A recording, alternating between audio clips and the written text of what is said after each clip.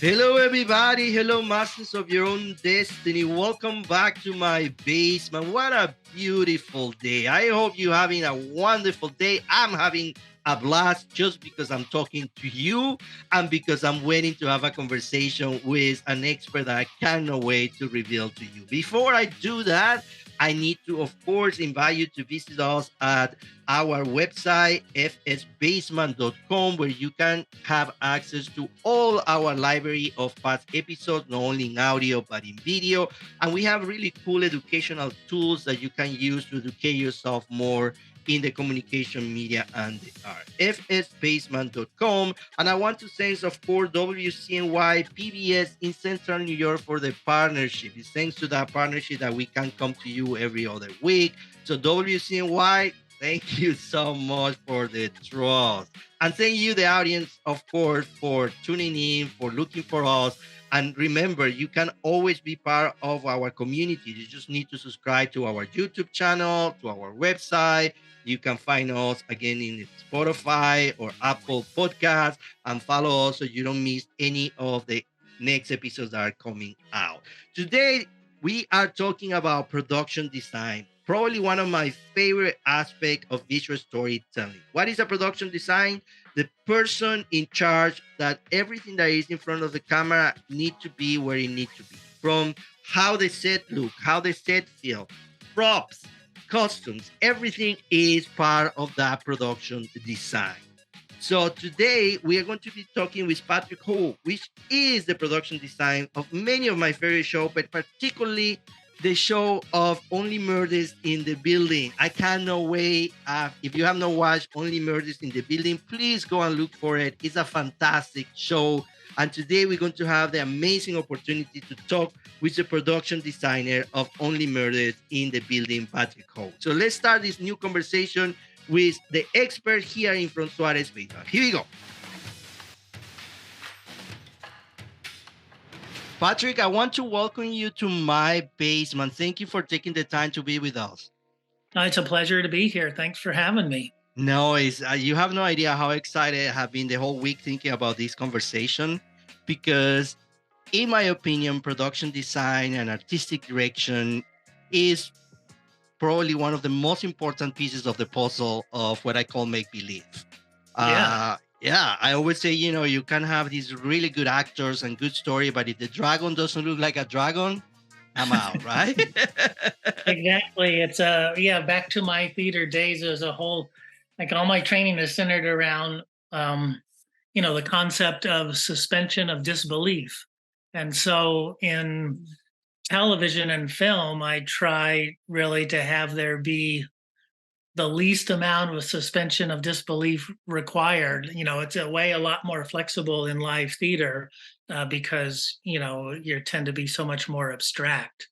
Um, and with television film, I try to be as realistic as possible because usually there's something not realistic about the story.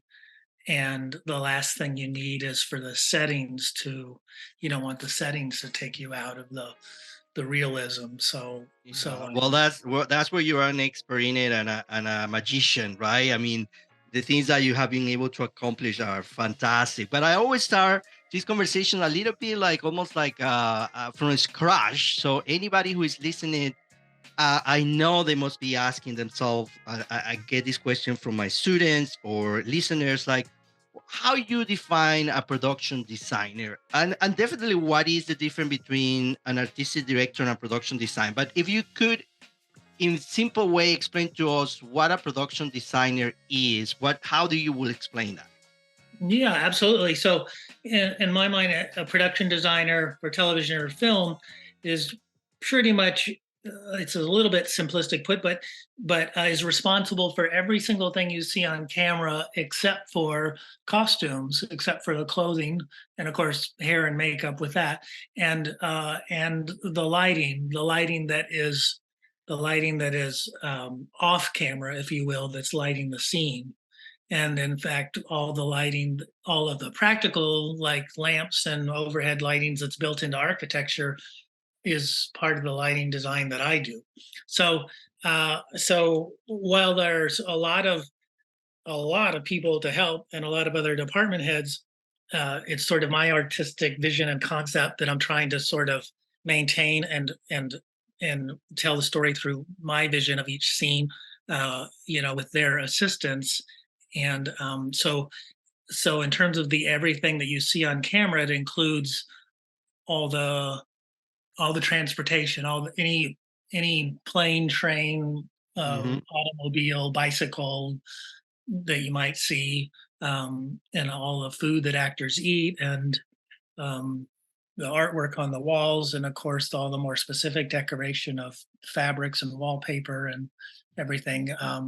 You know, I either choose it myself directly or through my decorating team, and we hone in on all of that together. So, but I'm setting the tone and for all of those visuals that you see and trying to curate an overall picture, um, that's, well, like I say, that is curated through my eyes. Hmm. Through your eyes, but at the same time, you have well, first you must have an amazing group of people working under your supervision, right? Because Yeah, you're in, absolutely. yeah, you're in charge of, like you say, from the props and everything that we see in camera is under your supervision. But you create these spaces through the process of also a director who's saying this is how I want you to feel. So how is that relationship between a production designer, in this case you, and the director? Um, it's really vital to be on the same page as much as possible, but more importantly than the director, and certainly in episodic television, there's what we call the showrunner, or usually, which is usually generally also the head writer, and quite often the creator of the show, and that's usually my ultimate highest up the ladder Hmm. boss, if you will, that I run sort of all like artistic choices by for his or her approval. And so that's the person I work with the most because they're through line through a whole season of episodes. And my time with the director is limited specifically to the episode that they're working on. Hmm. And because in a 10 episode or 13 episode series, it's quite common that all 13 episodes will be directed by 13 different people, or in some instances they'll do 2 episodes or a few over the season, but in 13 episodes you're likely working with at least 8 or 9 different directors, Hmm. um, and they get very little time to prep an episode. So I try to have everything, like the tone and designs of everything, figured out almost before they arrive, if possible. If I've had the information early enough, and having that approved, at least the concept of what the setting or location would look like with the showrunner, and then when we're on the same page, then I can distill to the director and say, uh, this is what we, kind of had in mind. And then with the director, it's more detailed work of getting on their page about how they'd like to tell the story with cameras. So Hmm. I mean, I'll enter it with how I would shoot it first, in possibly in my design of a floor plan. Generally, what I try to do really is create floor plans that are kind of director proof in that they can be shot from any angle and look well, and that they can have, that there's plenty of opportunity for multiple camera angles, and where I think it's going to show up the most. Mm. But listen, you have been in business for a long, long time. I mean, this is not new for you. You're a master in the process. And do you find your job stressful? I guess I'm trying to figure out well, and of course that's very personal. Some people stress for anything. In your experience, yeah, and in your own process of growing as a production designer, as an individual. do you find at this moment that you learn how to control the stress of something that can be very stressful? I it's it's definitely one of the things in my overall experiences that I've gotten better at, better in putting a value judgment on it in the sense of that I'm a little less nervous, anxious, or stressed out on a day-to-day basis over the challenges. Because the big thing about designing or any aspect, any department, the individual's responsibility is sort of like the unknown. Can I pull this off in the time that there is? Like you know, I need to I need to have this design. Okay, that needs to start with an idea. Well, I don't have the idea. Mm, Like that idea hasn't come to me. So all of those, or if you're thrown a curveball by a showrunner or a director, that because they sort of want to approach it differently than I had imagined from reading the material, then it's like thinking very quickly on your feet.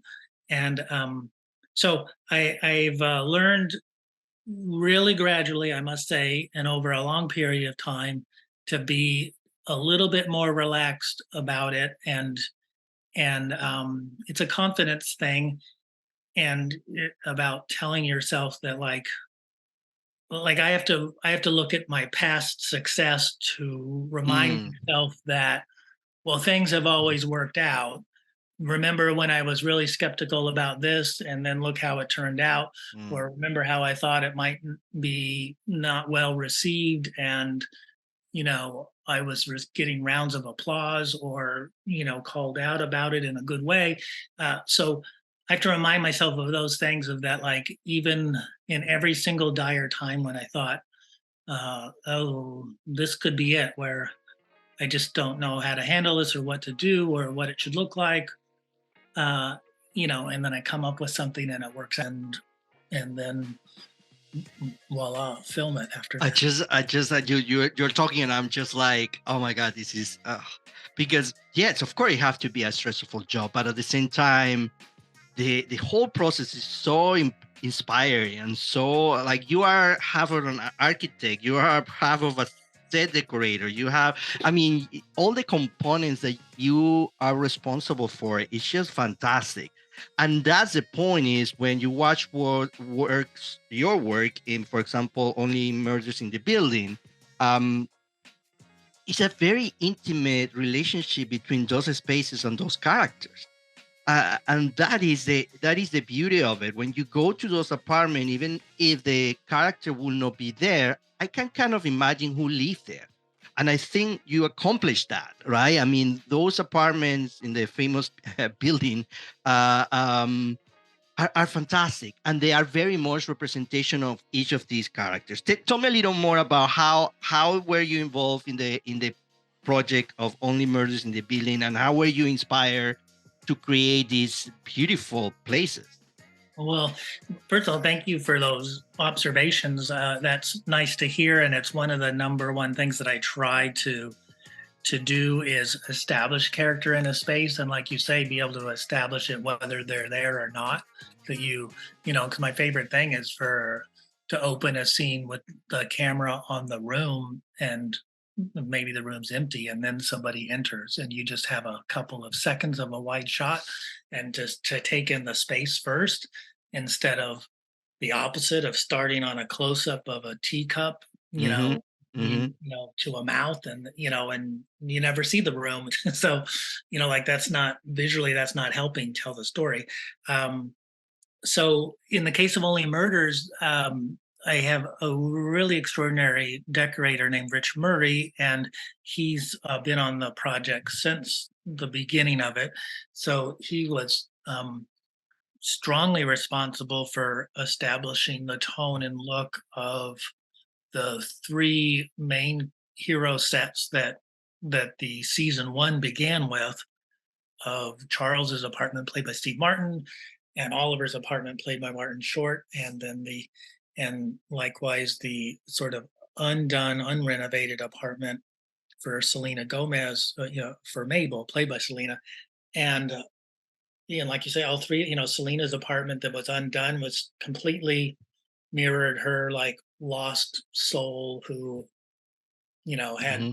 no purpose and trying to find herself and depressed about many, so it's just sort of fit that perfectly. And Mm. uh, so, uh, so those things were set up in season one, and the original production designer Kurt Beach and Rich Murray established those, and that kind of set a tone for the whole show. And when I began in season two, and the first set to do, when I didn't know the show well at all, other than watching the Hmm. episodes as an audience member, was developing Bunny's apartment, and that was fun because she was a character that was well established in season one as the Hmm. board or condo board president, the building's board president, and and she was going to be dead, and so or in story she was already dead, so was designing a character that was not alive, and at the time of doing it didn't even know that um, she would necessarily be in any scenes. So fortunately they wrote scenes where of flashbacks when she was still occupying Hmm. the apartment, but otherwise that's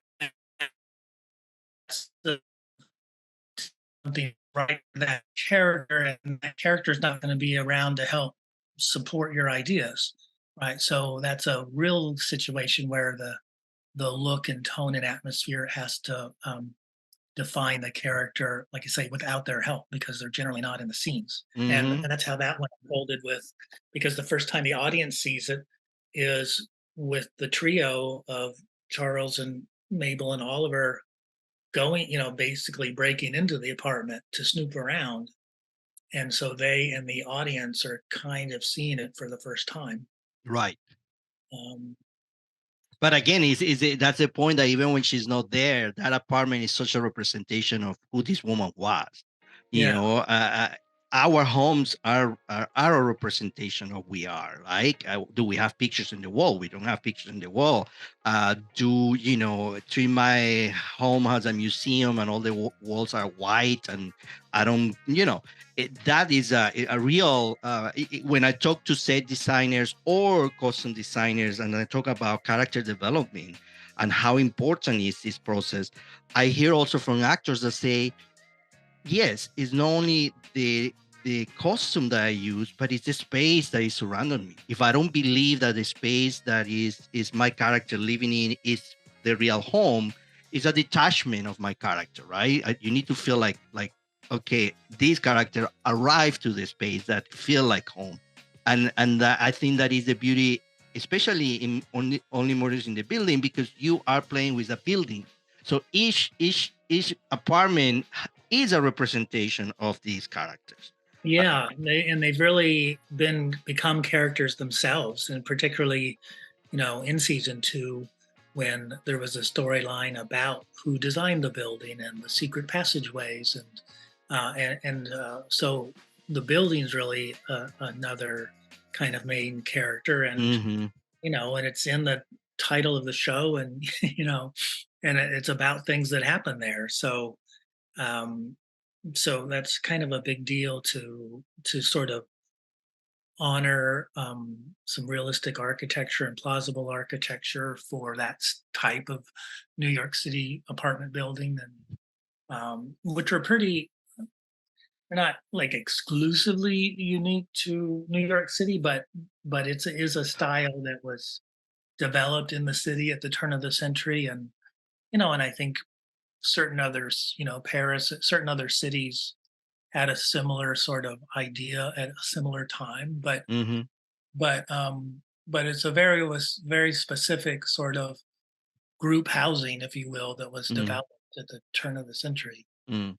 And Patrick, for this last season, which is fantastic, um that is also, like, again, when I watch TV, maybe I'm a TV junker. I watch everything you name me. I watch it. um but I watch it because I'm fascinated about the process in general, from acting to set design to everything involved in it, right? So I'm watching this last season, and of course a lot of the episodes take place in a theater.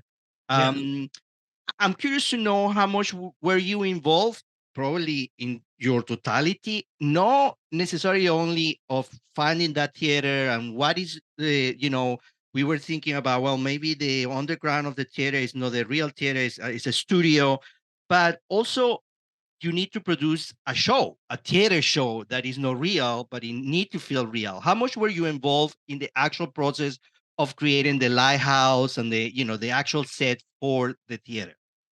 Well, 100% involved in the sort of everything that was the scenery that you saw on stage was definitely the concepts that came from me and my assistants in my art department in terms of Lighthouse. What the information that I got from my showrunner was that the make believe play that then turns into a musical should take place at a Nova Scotia lighthouse. So that was the end of his description, was a Nova Scotia lighthouse, and he's very good and he's very helpful. So of course he said a few more sentences, but um, nothing that about the style or anything, just about sort of the staging requirements. It's like he felt like we should have a sense of because there'll be a dead body found on the rocks, that Mhm. sort of thing. So that was the kind of information I get. So I developed the design from from that part we talked about earlier of of researching. Because in the case of designing all of that stuff, like in the beginning of this talk where we spoke about that I would read a script with whatever treatment. Well, all of these scripts had no descriptions of the the scenes of the show. Mhm. Um, and normally, if you're designing a Broadway musical, you have either you have some songs to listen to or a whole score to listen to, or lyrics of songs that you could read. You have the whole book, like it all exists for the whole Right. show. Right. Here, no book or music or anything existed at the time I needed to do the design. So there was no inspiration to pull from other than the verbal conversations um, Mm. from my showrunner of describing things in words, and then knowing the actors that were going to be involved and knowing the composers that were hired to write music, but I never heard any music or was able to read any lyrics. Like they were working on that, on their own, and I had to do a design, prior to being able to see any of that content. So so that was really important to just do my research and make sure that he liked the research, and then show him sketches and model pieces as we develop them to keep checking in of like, are you sure this is going to work for the whole show? Because I was never seeing any of it. And in fact, even in the finished scripts, I don't recall even them publishing the lyrics of the Mhm. printing the lyrics of the song that would be sung during the scene. Like, Mhm. wasn't even ever in the script. I, of course, by that point had heard recordings because the actors and musicians had rehearsed it all and had, and there had pre-recorded music. So by that point I'd heard it, but again, all these designs were done already and things were being built and painted before I ever heard anything. So, but that's a unique situation. It's usually not that way. So I developed all of that for the theater scenery for sure.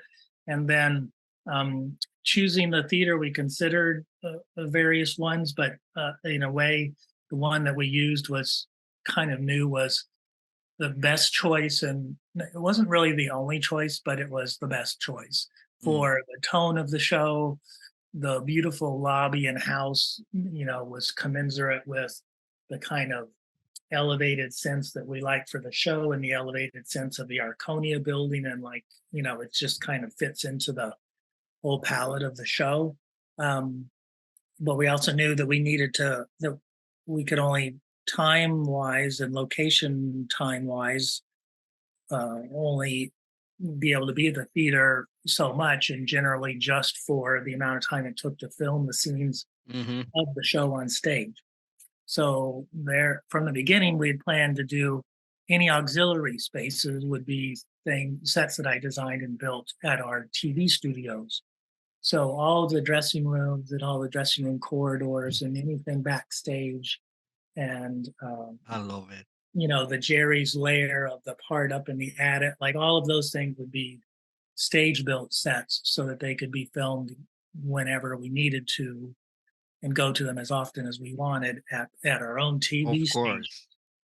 Because at the legitimate Broadway house that we were using, we needed to set up what we were going to film and then take it down as soon as we were done. It couldn't. Hmm. Hmm. It was not. We were not allowed to leave it there for the season because it Right. was a regular location that would be rented out to other. So you have an environment that is gorgeous theater, is beautiful. Then you need to create the other spaces that are part of the theater in a TV studio. However, those spaces need to look like they are that they match. Yeah. Right, and that is a tricky aspect. It cannot be okay. Well, this is the theater, but suddenly we go to the dressing rooms, and the dressing rooms feel like mm, that they are from a different theater. Right. And that is the beauty of the magic of what you do. Is that no, I assume you guys were recording in the actual underground of this theater. Right. Right. And not one bit of it was. So I mean, with the exception in season two, in the very last episode when we first introduced the theater and we see the one shot where you see Paul Rudd playing Ben Glenroy come out of his dressing room door. It's literally it's one shot and Oliver is on one side of the door and Ben opens the door and walks toward camera. That in season two we did, which was very tight and you kind of hardly saw any background, but that was shot at the theater. Um, by all of season three, we created that whole world, and I Mm. just tried to through research of other Broadway theaters and seeing how much because some of them the those spaces actually aren't necessarily as characterful Hmm. or they're not necessarily architecturally as they're definitely not as ornamental as the public spaces in the theater, right? So the lobbies have a certain and the house a certain ornamental style and tone and everything, and then all the parts that the public is not going to see are more more basic. I mean, Hmm.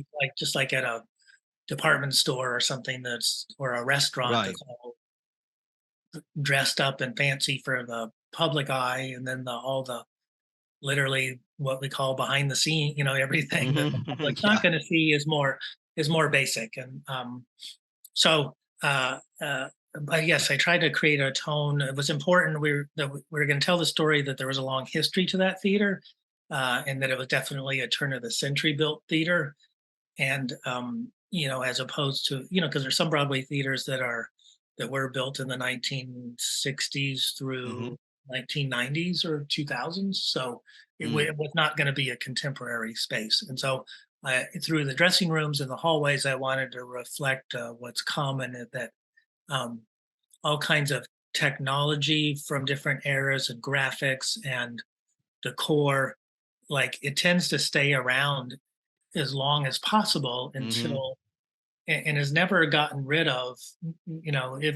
If there's a new intercom, usually you just add the new intercom system and you don't necessarily rip out the old one. It's like you use the old one until the new one's ready to go. And, Right. Right, so right. like quite often you'd have a newer speaker next to a speaker that was 50 years older Mhm. kind of Mhm. thing. And so I try to do that with that type of Well, equipment. you certainly believe me. I'm so in awe with what you do, and I cannot thank you enough for taking the time to be with us. I know you're quite a busy man, but I do want to express my gratitude, but also my I'm a fan of your work. So thank you for doing what you do and the amazing work that you do. Thank you so much. I really appreciate it. This was a really great talk for me, and I loved your questions. They're really insightful ones, and it was easy to hopefully give informative answers. And I would love to meet with you again, and I'm happy to, this is fun for me too to be able to talk about the worlds we create and what we do. So Yeah. thanks for Yeah. the opportunity, and let's meet again.